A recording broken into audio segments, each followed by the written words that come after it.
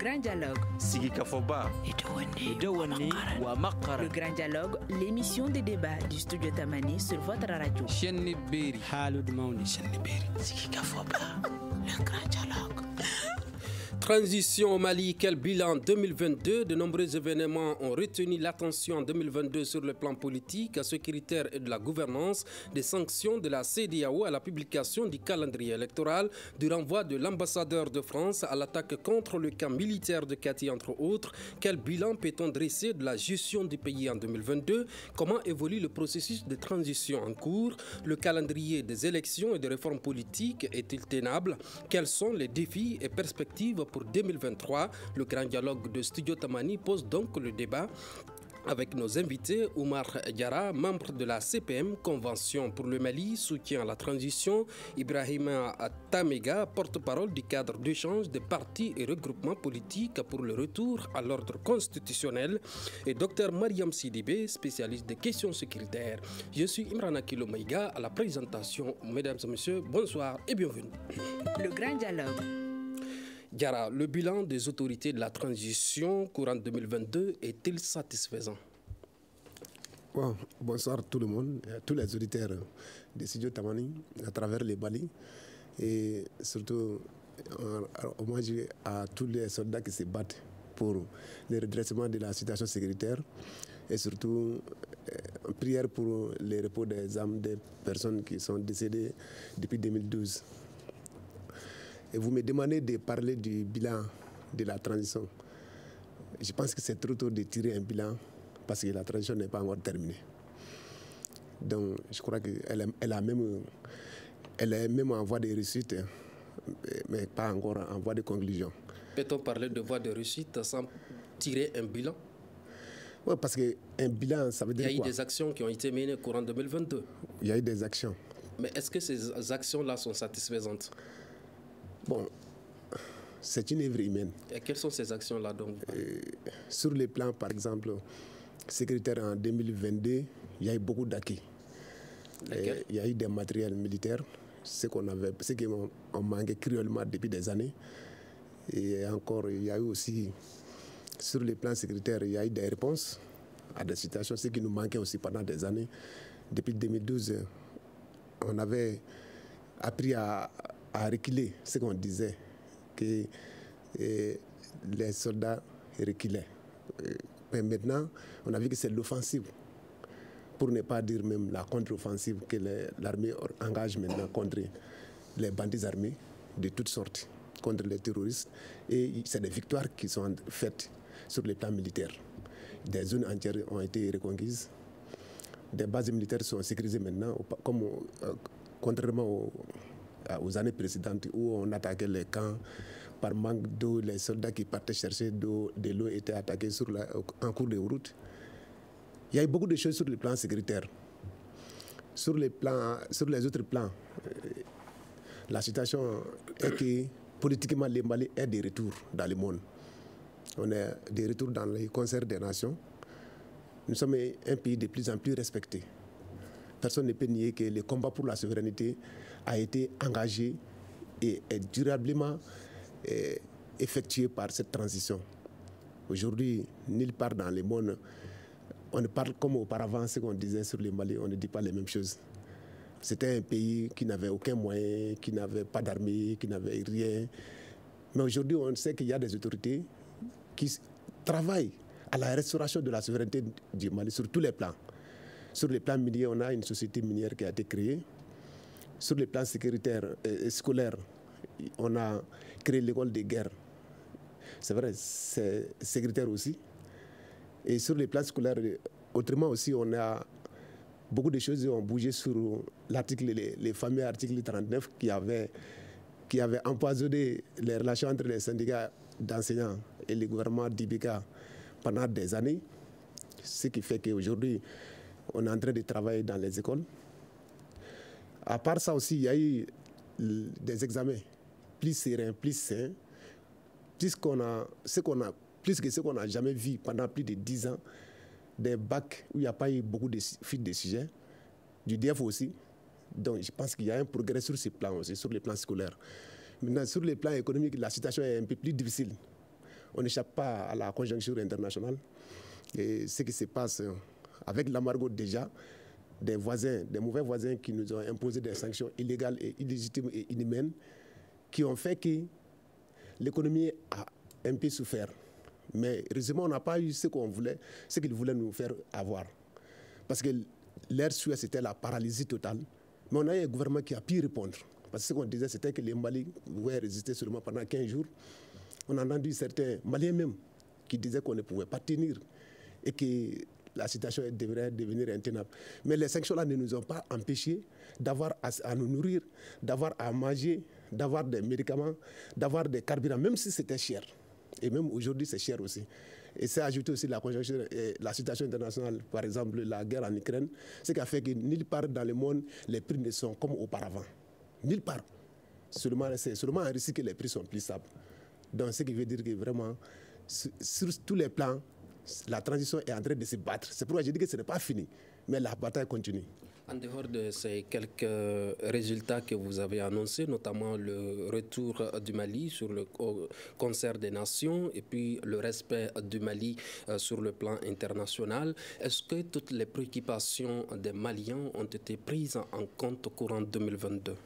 Bon, si on me disait de poser la question, j'allais dire, est-ce que toutes les préoccupations du Mali sont en train d'être prises en compte? Parce qu'en réalité, ce n'est pas fini, comme j'ai dit au départ. Donc, est-ce qu'on fait assez pour gérer les problèmes? Je pense que oui, on est en train de faire assez. Mais c'est une œuvre humaine qui va toujours souffrir des anomalies. Les raisons pour lesquelles le coup d'État a eu lieu, est-ce que ces acquis ont été... On peut parler des acquis? La première raison pour laquelle il y a eu les renversements, c'est-à-dire la révolution de 2020, c'était sécuritaire. Personne ne peut nier que tous les gouvernements qui ont passé, que ce soit de Amadou Toumani Touré jusqu'à Ibeka, les problèmes c'était sécuritaire. Ce n'était pas autre chose. Les gens, ATT n'est pas parti parce qu'il n'y a pas eu de route, c'est pas ça. Donc sur le plan sécuritaire, c'était l'essentiel. Et sur ces plans, vraiment, on peut dire tout, sauf dire qu'on ne fait pas assez. On fait beaucoup sur ces plans et c'est ça l'essentiel. Les restes là, ça c'est des problèmes de routine qu'on est en train de gérer. Pour moi, je pense que la transition fait beaucoup. D'accord. Satisfait sur le plan sécuritaire, sur le plan de l'éducation, selon ces dit, est-ce que selon vous, vous avez l'impression que les lignes ont bougé durant 2022? J'ai beaucoup de peine pour mon ami concitoyen, M. Diarra. Tant je lis sur son visage qu'il n'est pas facile de défendre le bilan de cette transition, si ce n'est encore de la spéculation, si ce n'est encore de donner des informations sans des indicateurs statistiquement vérifiables. J'ai comme l'impression que nous ne vivons pas dans le même pays, que nous ne vivons pas la même situation. D'ailleurs, je profite de l'occasion, à l'entame de mon intervention, pour présenter nos excuses à nos compatriotes de l'intérieur, ceux qui vivent aujourd'hui les calvaires, ceux qui vivent aujourd'hui l'insécurité, ceux qui ont été contraints d'abandonner leur village faute de sécurité pour aller se réfugier dans des villages ou des villes voisines. En disant que la sécurité est au rendez-vous, c'est une forme d'offense envers ses concitoyens qui aujourd'hui peinent à dormir. Le Mali, rentrer dans le concert des nations, au contraire, c'est l'isolement diplomatique, c'est l'isolement de notre pays sur la scène internationale qui est sur le rendez-vous. Permettez-moi donc de vous répondre à votre question. Pour ce qui nous concerne, cadre des partis et regroupements politiques pour le retour à l'ordre constitutionnel. À l'entame de cette transition, nous étions positionnés comme des Maliennes et des Maliens, prêts à accompagner cette transition pour sa réussite, vers sa réussite, parce que nous avions estimé que si la transition réussit, elle aura réussi pour le Mali. Si elle échouait, elle aura échoué pour tous les Maliens et toutes les Maliennes. Malheureusement, la souris a accouché d'une montagne. Qu'est-ce que nous vivons aujourd'hui? Le Mali, la situation dans notre pays se dégrade à tous les niveaux. À tous les niveaux, des graves menaces pèsent sur l'unité nationale, sur la souveraineté. La menace terroriste est presque aujourd'hui, pèse sur l'entièreté du territoire national. Encore récemment, c'est la ville garnison de Kati qui a failli faire l'objet, le camp militaire qui a failli l'objet d'attaques terroristes à l'entrée de Bamako, à la porte de Bamako. Le panier de la ménagère n'a jamais été autant vide que sous cette transition, monsieur. Les libertés fondamentales, parlons-en, individuelles et collectives sont régulièrement, constamment menacées. Même la liberté de la presse. Vous qui êtes... Quand vous dites qu'il y a une menace sur l'unité, concrètement, qu'est-ce que vous voulez dire par là? Les Maliens n'ont jamais été autant divisés que sous cette transition. C'est sous cette transition qu'on voit, qu'on est catégorisé entre bons et mauvais Maliens, entre patriotes, certains diront le contraire, apatride, alors que le mot n'est pas approprié, puisque apatride n'est pas le contraire, le sens contraire de patriote, bien entendu. Apatride, c'est quelqu'un qui n'a pas de pays ou qui a été déchu de sa nationalité. Quand j'ai dit que l'unité nationale est menacée, c'est sous cet angle. Lorsque des citoyens de ces pays essayent de donner une autre voix discordante, leur idée, leur expertise aussi, pour accompagner cette transition, à partir du moment où ils ne pensent pas pareil que les autorités de la transition ou leur soutien, ils sont tout de suite catégorisés comme les ennemis de la patrie, comme les pions des autres pays. Oui, monsieur, je continue pour dire que également le pays s'enfonce dans une forme de gouvernance caractérisée par la propagande. Par la propagande, mais aussi par la diversion. Puisque ce que je disait M. Diarra tout à l'heure, je considère cela, je qualifie cela comme une forme de diversion. Qu'on essaye de nous endormir debout. Nous sommes aujourd'hui, cette gouvernance est aussi caractérisée par le bâillonnement de la liberté de la presse.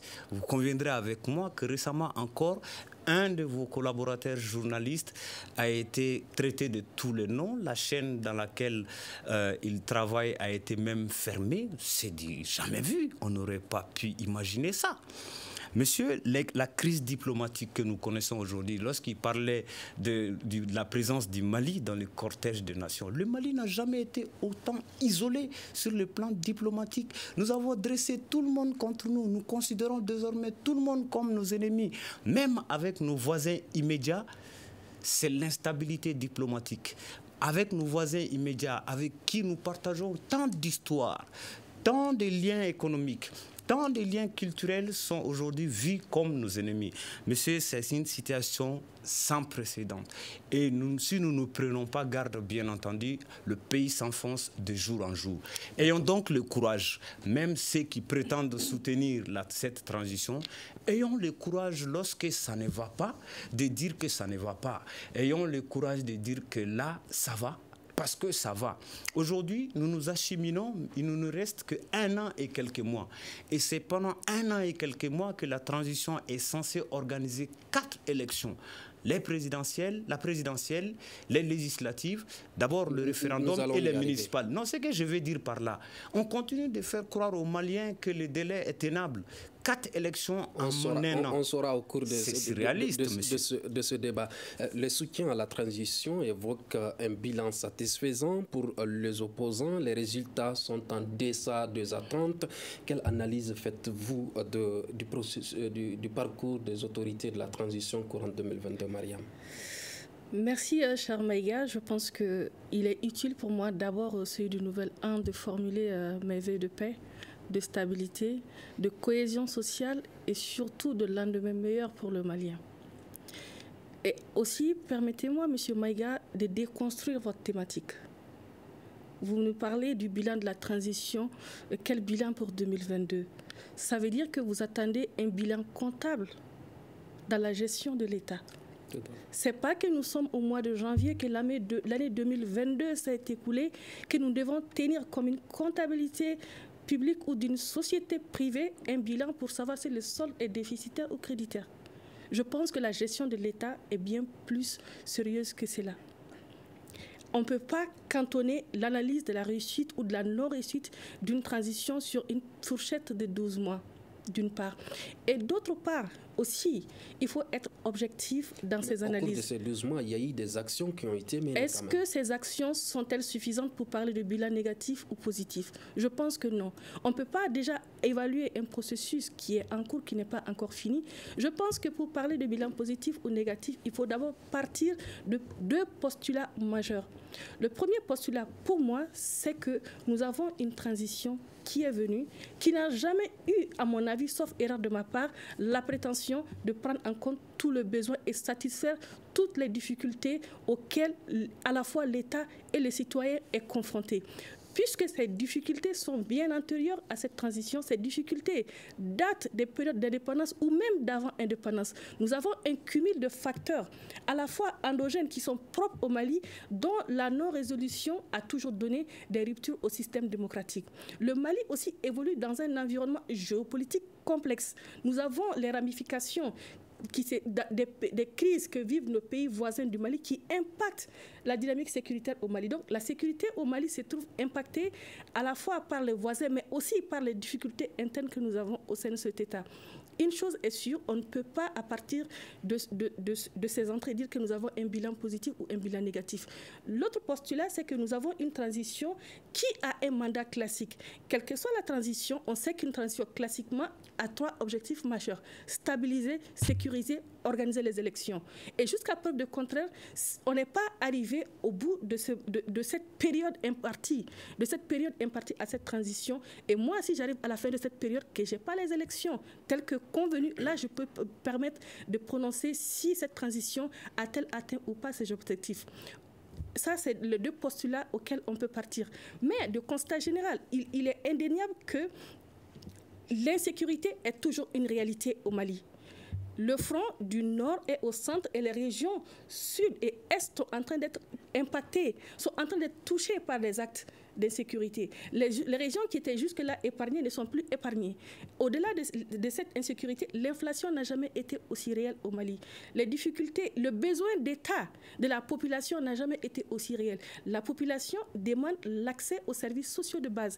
Mais l'accès aux services sociaux de base est limité. Cela n'est pas aussi dû uniquement à cette période de transition. L'accès aux services sociaux de base a toujours été historiquement limité au Mali à certaines régions. Sauf que la dynamique est beaucoup plus prononcée actuellement.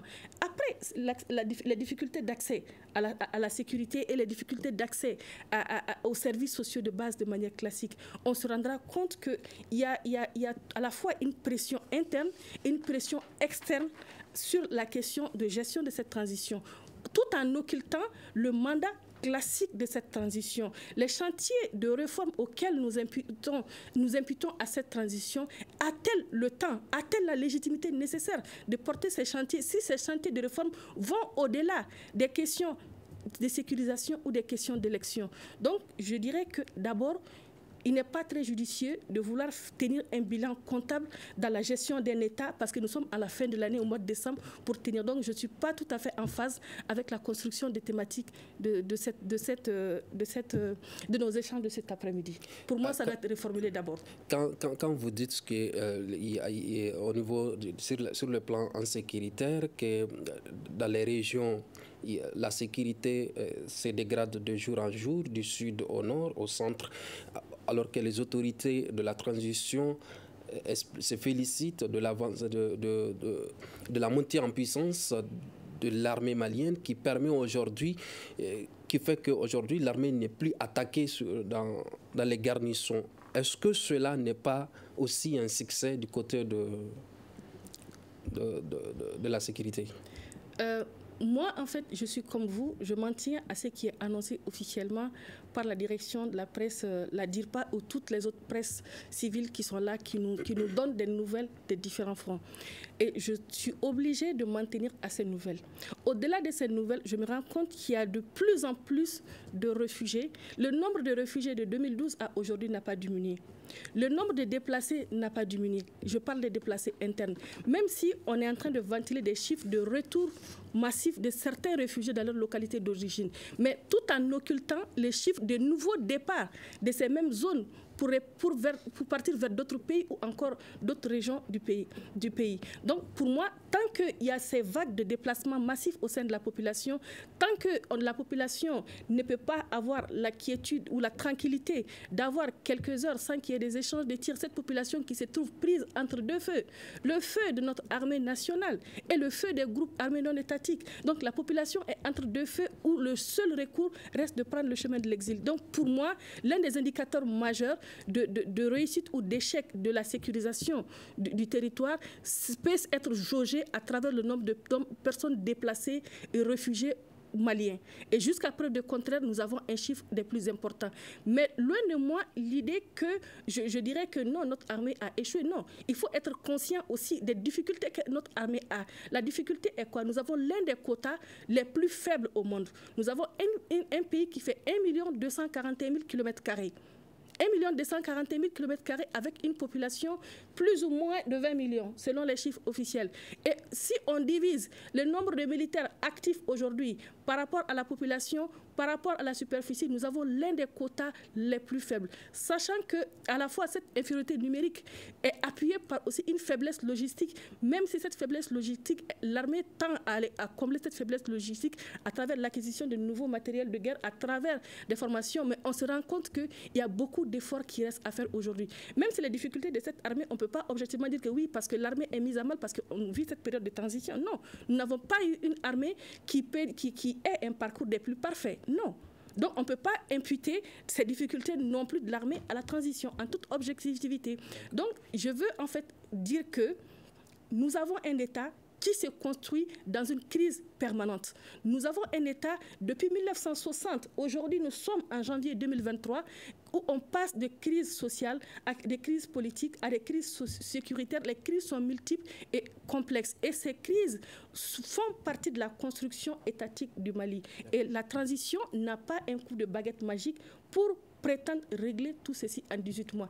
Qu'elle s'attaque à ce qui est essentiel, stabiliser, sécuriser, organiser les élections dans le temps qui est imparti. Pour moi, à partir de ce moment-là, je dirais que cette transition a échoué ou elle a réussi.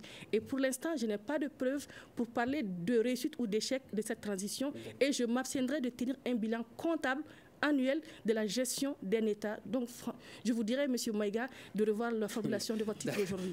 D'accord. Oumar Diarra, en écoutant les deux intervenants, on a l'impression que les lignes n'ont pas bougé. Y a-t-il des signaux permettant de rassurer le Malien que l'avenir sera rose? Bon, pas seulement l'avenir, même aujourd'hui. Parce que M. Tamega a dit que il n'y a pas de... que j'ai fait mes analyses sans donner des statistiques. Mais lui aussi non plus n'a pas donné de statistiques pour l'instant. Donc, ce qui veut dire que même ça veut dire qu'il va dans le même sens que moi. Donc, pour dire que le simple fait qu'eux-mêmes ils aient changé les noms de transition RSI pour un retour à leur conscience, ça veut dire qu'ils sont conscients que la transition a déjà réussi. La transition a réussi, ils ont tiré leur conclusion, ils veulent maintenant qu'on rentre à l'ordre constitutionnel. Mais ce qu'il y a est que les attaques dont on parle. Hier, j'écoutais une émission sur la VOA. Les reporters, parce que les journalistes aussi, c'est très bien qu'ils se déplacent à l'intérieur, comme ça, il est au fin fond des choses. Qu'est-ce qu'on disait dans les reportages? La population de Ténégou, ils disent que ça n'a jamais été aussi bien, pendant des années, que les marchés se font maintenant, qu'ils peuvent faire les mariages maintenant. Il y a eu un habitant de Gao aussi qui a témoigné dans la même émission, et qui a dit que sur la route, les attaques se font de moins en moins fréquentes. Un habitant de Gao sur la voie de l'Amérique, qui n'est pas une radio malienne. Donc, à partir de ces choses-là, moi je ne suis pas partout. Mais j'ai des informations d'un peu partout pour dire qu'il y a une amélioration. Parce qu'une armée qui n'a pas été construite, parce qu'on préfère dire que ouais, l'armée a acquis des équipements. Sur le plan sécuritaire, les témoins de Gao ont indiqué sur les antennes de Tamani tout près hier que du jour au lendemain, chaque jour, il y a des attaques sur les routes et dans la ville de Gao. Quand vous dites que sur la route de Gao, il n'y a pas de... Je peux vous filer l'élément que j'ai écouté sur la VOA hier soir. Donc, ce n'est pas un mensonge. Pouvons-nous nous fier à une simple émission radio-téléphonique pour en faire un constat général? On me cite un autre média, Je suis chercheur. Je pense que les collectes des données, les résultats sur le terrain témoignent plus que, en fait, c'est qu'un journaliste peut dire sur un plateau. On ne peut pas aussi rejeter le travail scientifique d'un journaliste. Il faut quand même respecter les autres médias aussi. On parle également de Studio Tamani, dans lequel les auditeurs de Gao ont réagi par rapport aux questions sécuritaires, dans lequel ils dénoncent l'insécurité grandissante dans la ville et sur le long des routes. Je n'ai pas l'impression que vous voulez dire que ce que j'ai entendu sur la VOA aussi est faux. Donc je pense qu'on peut partir de là. Ce que moi je veux dire est que les attaques, ce n'est pas du jour au lendemain que ça s'arrête dans un pays. Paris a subi des attaques en décembre. Il y a eu des morts. Le Sinaï, en Égypte, il y a eu des attaques. Il y a quelques jours seulement. Il y a eu des morts. Mais ils sont en train de se battre contre le terrorisme il y a plus de 20 ans. Donc, ce qui veut dire que ce n'est pas du jour au lendemain qu'on peut terminer cette histoire-là. Mais dire qu'il n'y a pas de progrès, moi, je voudrais vraiment voir le contraire. Imaginez ce que Tamega dit aussi sur le plan des journalistes. Il dit que les journalistes que c'est une situation sans précédent. Mais il n'était pas là. On peut bien comprendre ça. On peut comprendre que Bourama Touré n'a pas disparu sous cette transition. On peut comprendre que des journalistes de la radio Kaira de Nyoro ont été arrêtés sous cette transition. Donc, si tu dis que les journalistes n'ont jamais subi cette pression, dites-moi le nombre de journalistes qui ont été faits disparaître à Bamako pendant la transition. Je ne dis pas qu'il n'y a pas de problème. Ce qu'on veut, si on veut tirer un bilan, il faut que ce soit objectif. Mais il ne faut pas venir accuser seulement. Parce que si tu fais une analyse monocamérale, finalement, tu vas dire ce qui te plaît, mais tu n'auras pas dit ce qui se passe. Sur tous les plans, la transition est en train de faire du progrès. Mais j'ai toujours dit et je répète que ce n'est pas encore satisfaisant. Parce qu'il faut voir les ressources.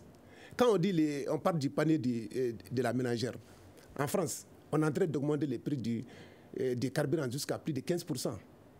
Et ça, c'est annoncé. Et ce qui s'est passé, on ne compte pas. Il y a des coupures d'électricité, ce qu'on n'avait jamais imaginé. Vous voulez ôter les Mali du reste du monde? Donc, vraiment, je pense que... Et concrètement, qu'est-ce que le Mali également a eu à faire pour contrecarrer cette augmentation de prix de carburant, comme vous le dites, en courant 2022? La résistance. Le fait même que les Mali aient résisté. Il y a eu des pays où il n'y a pas eu d'embargo, où les carburants ont manqué, même dans la zone CEDEAO. Au Nigeria, il y a eu des jours, des mois où il n'y avait même pas de carburant dans les stations. Mais ça ne s'est pas passé à Bamako.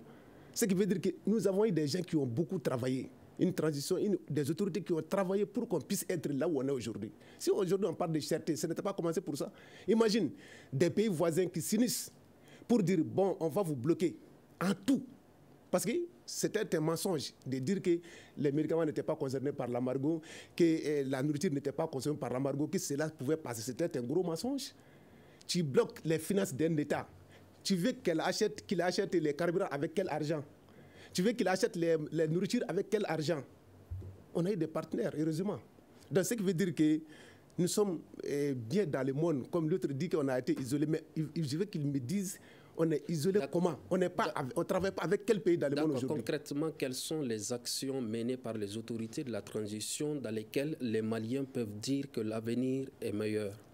Sur tous les plans, comme moi j'ai à le dire, sur les plans scolaires, il y a des avancées qui sont en train d'être faites, ce n'est pas terminé. Par exemple, on va à l'école. Contrairement à Suibika, en janvier 2020, je me rappelle très bien qu'on était déjà en crise. Mais à ce pareil moment, on est en train d'aller à l'école aujourd'hui. Attention, il y a une enseignante ici. Oui, mais elle ne dira pas le contraire. Avec son accord, je pense que la résistance n'est pas le terme approprié. Mais il faut parler de résilience du peuple. Le Mali a un peuple résilient. Le peuple du Mali est habitué à souffrir. Nous avons souffert pendant presque 60 ans d'indépendance. Je n'impute pas la souffrance du peuple malien aujourd'hui à cette transition. Bien au-delà de ça, j'ai bien dans mes propos que la transition a connu beaucoup de problèmes. Comme moi, je n'ai pas terminé. Je vous laisse parler. Je vous ai juste dit que la transition est venue trouver des problèmes que les Maliens avaient. Donc on ne peut pas dire aujourd'hui qu'on attendait la transition, la fin du problème des Maliens. Non, ce n'est mathématiquement pas possible. La transition ne peut pas d'un coup de baguette magique régler tous nos problèmes. Mais elle fait ce qu'elle peut faire selon son mandat. Et en même temps, on part à l'école. Sauf que ça ne s'arrête pas à Bamako. Les chiffres des nombres d'écoles fermées dans les régions nord et centre sont encore d'une réalité frappante. On ne peut pas faire occultation de ces chiffres. Et il a raison de le dire, en tant qu'enseignante, ces chiffres me parlent. Laissez-le aller au bout de ses idées. Allez-y. Je suis enseignant aussi, mais Maram a bien fait de dire qu'il y a des écoles fermées. Mais c'était toutes les écoles qui étaient fermées sur Ibeka. Maintenant, s'il y a des écoles, même à Bouanko, on ne travaille pas à cause des grèves. Mais maintenant, il y a un côté maintenant qui marche. Donc on va mettre les deux côtés en marche. C'est ça qui fait l'espoir, c'est ça qui nourrit l'homme. J'ai parlé de résistance, pourquoi? Parce que dans le contexte d'une agression, en réalité on a été agressé. L'embargo qui a eu lieu, c'était en violation de toutes les règles internationales, y compris des résolutions des Nations Unies qui disent qu'un pays sans littoral ne devrait pas subir d'embargo. Mais il y a eu des Maliens qui ont soutenu ça. Donc pour dire qu'en réalité, il y a eu une résistance de la part des gouvernants qui ont même eu les mots, mais même les discours, ça rassure. Hein. Les jours où il y a eu l'embargo, qu'est-ce que c'était dit dans les médias internationaux? C'était la panique qu'on nous vendait. Mais les mêmes soirs, le gouvernement est sorti pour trouver les mots justes qui ont rassuré les gens, ce qui a abouti à la mobilisation historique du 14 janvier. Il faut reconnaître ça aussi, parce que les gouvernements aussi c'est quoi? C'est quand tu parles, les gens comprennent, les gens obéissent. C'est parce qu'il y a une confiance. Mais sous l'ancien régime, il n'y avait pas cette confiance-là. La construction même de la confiance du peuple malien en leur gouvernement est une œuvre de cette transition. Parce que c'était ébranlé, vraiment. C'était ébranlé. Il n'y avait pas... Si le gouvernement Ibeka avait appelé à sortir, comme ça s'est passé le 14 janvier, vous croyez que les gens allaient sortir? Ils ont tout fait pour faire sortir les gens contre les M5. C'est les M5 qui étaient obéis en lieu et place du gouvernement. Ce qui a abouti à la chute de ces régimes. Donc, si les éléments de ces régimes viennent nous dire que ça ne marche pas, il va falloir qu'ils nous disent ce qu'ils ont fait de bien qu'on n'a pas fait maintenant. Comme ça, on saura qui est bien et qui n'est pas bien. Ibrahim Tamega, faut-il s'inquiéter ou garder espoir au rythme du processus de transition en cours? La situation du pays nous inquiète tous. Tous ceux qui portent ce pays dans le cœur et non dans la poche sont aujourd'hui inquiets, abasourdis et vivent une situation de tristesse. Et ce n'est pas parce que nous sommes contre ce pays, c'est parce qu'au contraire, nous aimons ce pays que nous nous inquiétons. Monsieur Maïga, permettez-moi, il a dit de parler d'indicateurs. Moi, lorsque je dis des choses, je le dis sur la base de preuves, sur la base d'indicateurs statistiquement vérifiables. Sous la transition, monsieur, l'insécurité s'est déplacée du nord et le centre pour regagner l'ensemble presque du territoire national. C'est pour ça, tout à l'heure, je faisais allusion à la récente attaque à la porte de Bamako, tout près à Kati. Monsieur, non, je ne vous ai pas coupé la parole, je vous ai écouté religieusement, je ne vous ai pas coupé la parole.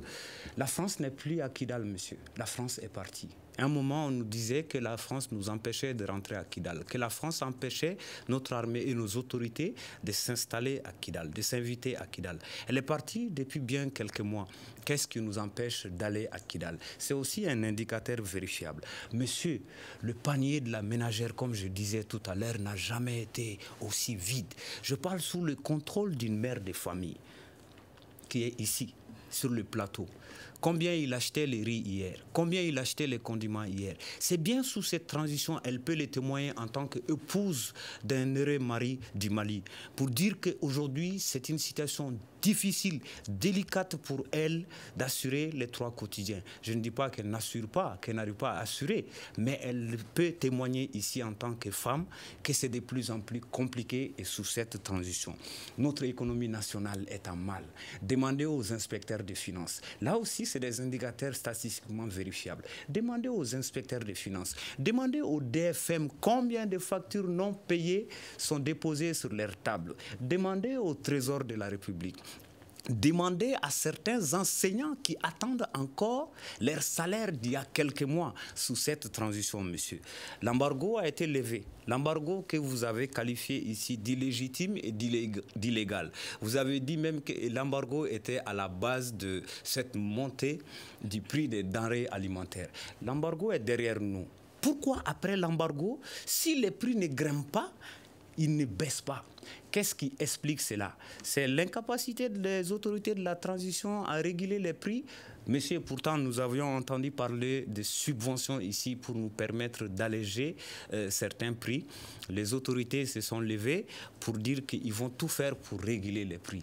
Monsieur, finalement, vous savez, quand je vous écoute, je pense tout de suite encore à certains co-débatteurs qui, lorsqu'on est plus sur le plateau, on a une expression en bambara, ziri. J'ai l'impression souvent que j'écoute ces petites histoires, ces contes de faits. Sortons de l'imaginaire, parlons de la réalité. Monsieur Maïga, permettez-moi de rappeler ici que la transition ne doit pas se résumer pour la défendre en propagande. La transition ne doit pas se résumer en voyant des gens sur les plateaux dire que nous avions acquis, l'armée monte en puissance, nous avions acquis des hélicoptères qui peuvent atteindre les États-Unis en 2 minutes, que bientôt nous allons faire venir la mer au Mali, que nous avons maintenant acquis des armes hyper et supersoniques.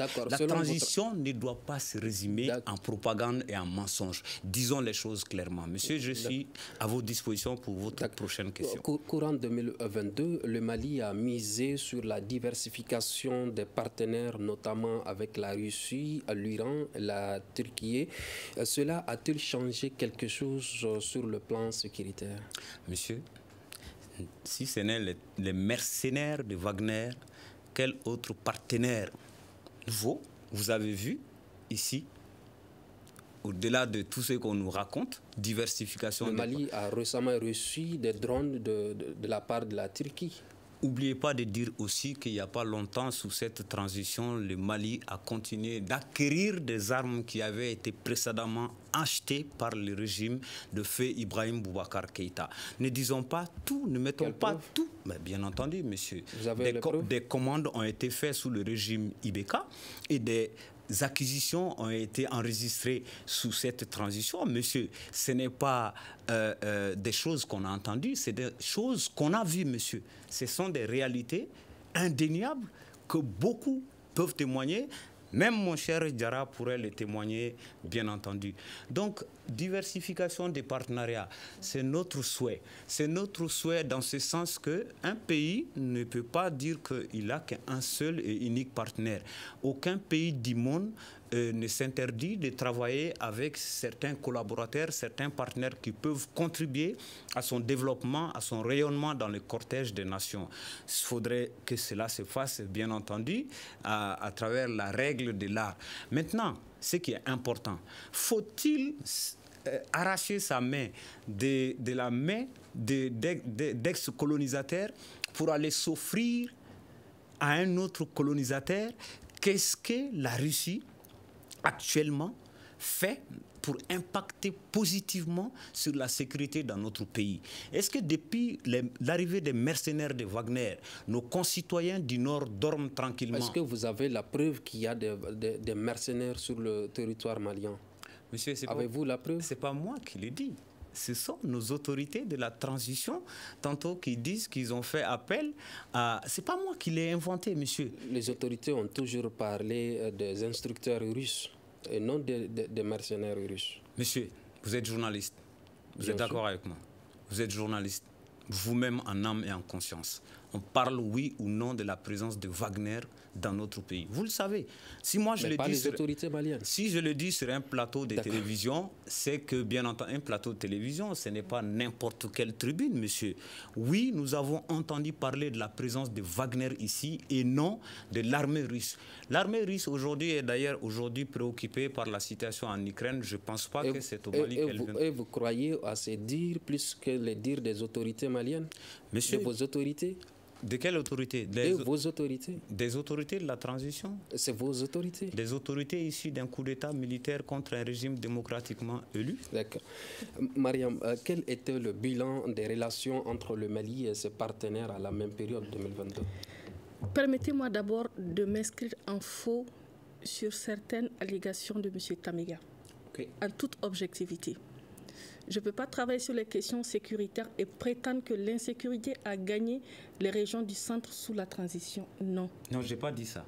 J'ai dit que l'insécurité s'est déplacée du nord et le centre pour regagner pratiquement, pour menacer pratiquement l'entièreté du territoire national. Justement, rectification, madame. Je m'inscris en faux sur cette allégation. Mais moi, si pour je la le simple, dis, j'ai une pensée pour nos concitoyens qui dorment mal. Je peux parler, s'il vous plaît. En toute objectivité, je dis que l'insécurité, l'expansion de l'insécurité ne peut pas être imputable aux 18 mois ou aux 12 mois précédents. Non. Il y a une dynamique d'évolution du champ du conflit au Mali. Des régions nord, les régions centre et maintenant les régions sud sont plus ou moins touchées. Pourquoi ? Parce que si on regarde d'un point de vue géographique, le Burkina est assez proche du centre du Mali.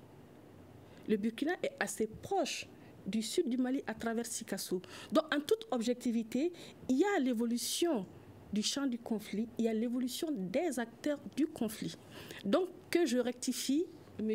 Tamega en disant que non, justement, que ces régions soient concernées par l'insécurité ne date malheureusement pas des 12 ou des 22 mois précédents. La région de Caïs, donc, ça date de sous la transition. Je peux aller plus loin, s'il vous plaît, M. Tamega? Bien entendu, on est là pour ça. Voilà. Donc ça, je le dis. Et puis, quelque part, la multiplicité de partenaires pour un État est tout ce qu'il y a de plus légitime. Les États n'ont pas d'amis. Les États n'ont que des intérêts. L'un des principes que nous, enseignants, nous disons très fréquemment à nos étudiants. Et le changement de partenaire, aujourd'hui, c'est médiatisé à tort. Qui connaît l'histoire politique au Mali vous dira qu'au lendemain de l'indépendance, nous avons eu une renégociation des partenaires. Où ce n'est plus, j'arrive M. Maïga, où ce n'est plus en fait l'ancien colonisateur, le Mali a diversifié ses partenaires. Il y a eu en fait, il y a rien de nouveau. En toute légitimité, le Mali peut, en tant qu'un État souverain, avoir les partenaires qu'il estime être nécessaires pour la gestion de sa sécurité ou pour la gestion de toute autre affaire étatique. D'accord, on me signale qu'on n'a pas assez de temps encore. Je peux juste clôturer cette intervention en disant que la multiplicité des acteurs est une stratégie qui existe au Mali depuis 1960. Et que cette fois-ci, rien n'empêche les autorités de la transition de renégocier de nouveaux acteurs tant que ces autorités jugent utiles ces nouveaux acteurs pour sa sécurisation, pour l'atteinte de son objectif. Donc, quelque part, il faut comprendre aussi que chaque nouveau acteur qui intervient dans la chaîne est aussi un acteur qui vient avec ses exigences et ses agendas. Et la multiplicité d'acteurs peut aussi, quelque part, entraîner une multiplicité d'exigences et d'agendas, souvent contradictoires avec la réalité de l'État et la réalité même du Malien. Où en sommes-nous avec le fichier électoral, la mise en place des organes, de l'organe unique chargé des élections futures? Bon, juste avant de répondre à cette question, je voulais rappeler à M. Tamega que si Katia a attaqué, si Katia a été attaqué sous la transition, c'est que Bamako aussi a été attaqué pendant le régime d'Ibeka. Et 2 fois, 3 fois. L'hôtel Radisson, ce n'est pas sous la transition. La caserne militaire de Kati n'a pas été attaquée. Allez-y. Oui, c'est un échange de localité. Et là-bas, ça ne s'est pas passé de la même manière. Donc, je vais lui dire que tout n'est pas sur la question du fichier électoral, où en sommes-nous? Oui, c'est ce que j'arrive. Mais si vous me permettiez, parce que moi je voulais répondre à ça, il dit que je ne devrais pas le couper, même si lui aussi il coupe les gens. Non, parce qu'on n'avait pas assez de temps, c'est la raison pour laquelle moi je vous dis d'aller directement à l'essentiel. Sur le fichier électoral, où en sommes-nous? Le fichier électoral, moi je n'ai pas assez d'informations sur ça. Je sais quand même que l'EG a été mis en place et que le bureau de Bamako a même eu son chef. J'ai suivi ça, je crois, un élément sur leur thème sur ça. Est-ce que vous estimez que les élections qui sont prévues pour 2023 auront lieu? Bon, j'espère que ça ait lieu. Mais si ça n'a pas lieu, ce n'est pas la fin du monde. C'est parce qu'on me dit qu'un pouvoir a été démocratiquement élu, qu'il a été renversé. On sait comment ils ont été élus. Donc si on doit continuer pour commettre les mêmes erreurs, est-ce que ça ne vaut pas mieux de ne jamais faire d'élections que de faire des élections à Ibeka où des gens sont élus pendant 3 mois et être renversés le lendemain? Je crois qu'on n'a pas intérêt à ça. Il y a des pays qui ne font jamais d'élections, mais qui se développent très bien. On a fait la Coupe du Monde au Qatar, il n'y a jamais eu d'élection là-bas. C'est que moi je veux dire sûrement que la démocratie électoraliste n'est pas une fin en soi. D'accord. Donc si on doit faire des élections, il faut bien que les conditions qui doivent permettre les élections soient bien là d'abord pour les faire. Et cela ne dépend pas seulement de la transition. Parce que les cadres aussi est là à mettre du bâton dans les roues dans certaines situations. Que faut-il pour trouver un consensus sur la suite de la transition? La réussite de la transition dépendra de la réconciliation du cœur des Maliens. Qu'on sorte de cette catégorisation entre bons et mauvais Maliens. La réussite de cette transition, c'est de sortir de l'utopie. Nous sommes, comme je le disais tout à l'heure, à 1 an et quelques mois de la fin de la transition et on nous annonce l'organisation de 4 scrutins sur 1 an et quelques mois, alors que à ces stades, comme vous l'avez dit, le fichier électoral, l'opérationnalisation de l'EJ, toutes ces activités qui devraient avoir lieu en amont ne sont pas encore effectives. J'ai dit un dernier mot à Assimi Goïta. La région des Cailles attend toujours le train. On nous a annoncé le départ, la reprise du trafic ferroviaire. 30 secondes, s'il vous plaît. Que faut-il s'attendre pour la suite de la transition? Je ne vais pas prédire la météo, mais je m'en tiens à la feuille de route qui a été transmise par cette transition aux Maliens. Je m'en tiens aux promesses faites par les autorités de la transition aux Maliens et je sais que pour moi, ces autorités tiendront leurs promesses parce que les Maliens, en organisant les élections et à tenir chaque point de cette feuille de route, parce que tout simplement, le Malien est un peuple résilient, mais qui sait ce qu'il veut. On me signale que nous n'avons plus de temps. C'est la fin de ce grand dialogue. Merci en tout cas à nos invités. Oumar Adjara, membre de la CPM, Convention pour le Mali, soutien à la transition. Ibrahima Temaga, porte-parole du cadre d'échange de partis regroupement politique pour le retour à l'ordre constitutionnel. Et Dr Mariam Sidibé, spécialiste des questions sécuritaires. Merci d'avoir suivi ce débat. Le grand dialogue. Le grand dialogue. Le grand dialogue, l'émission de débat du studio Tamani sur votre radio.